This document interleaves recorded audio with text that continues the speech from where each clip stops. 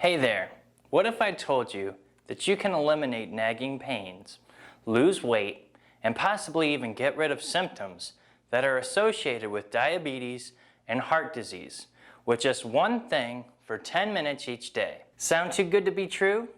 Stick around and I will explain why all this and more is possible. This is the 10-minute walk video.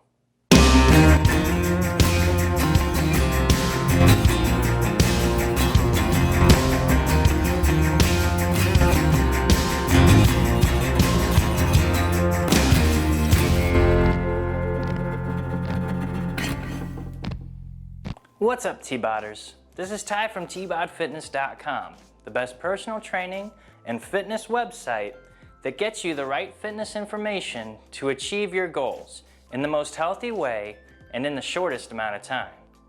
On this channel, I cover exercise and nutritional tutorials and vlogs to get you looking and feeling your best, so consider subscribing.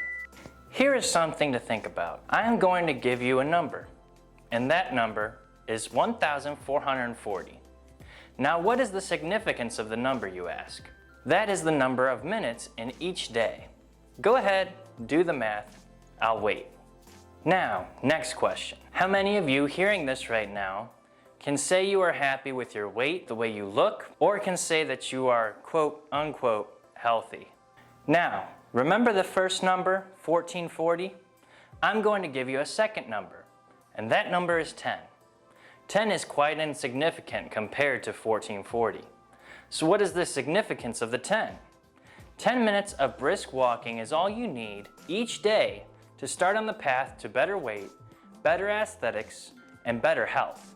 Let me explain. Studies show that a 10-minute brisk walk can increase insulin sensitivity by 30%. One main function of insulin in the body is to lower blood sugar. If a person does not have high insulin sensitivity, which means low blood sugar, then they have insulin resistance, which means high blood sugar. The difference between the two is this. A person with high insulin sensitivity has high functioning cells that respond well with sugar, and the cells in their body will store the energy and fats from sugar in the cells at even and appropriate levels. Insulin resistance, on the other hand, becomes more of a breakdown in cell communication, where the cells lose communication with insulin's role in storing energy and diverts all attention to the fat-storing properties of insulin instead. This in turn creates a devastating cycle where the cells begin to inflame and continue to lose communication with insulin's role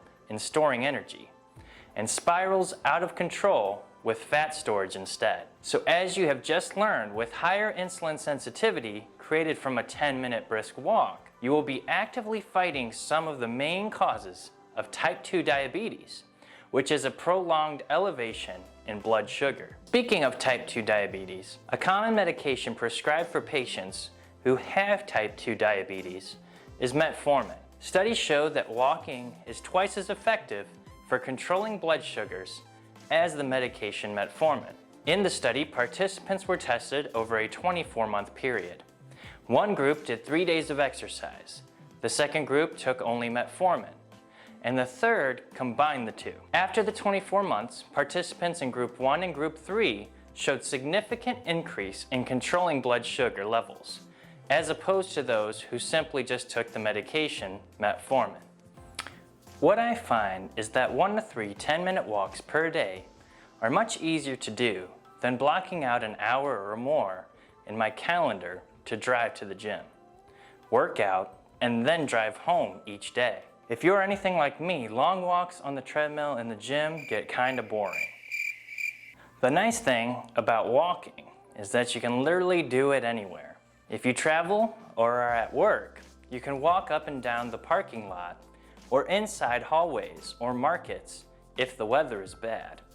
Something that I like to do is if I go out to eat at a restaurant, I walk out the door and set a timer on my phone for 5 minutes. Once the timer goes off, I turn around and head back towards my car. Not only is that a good way to not waste time on my phone or overeat after a meal, but it can be some nice quality time that you can spend with a significant other.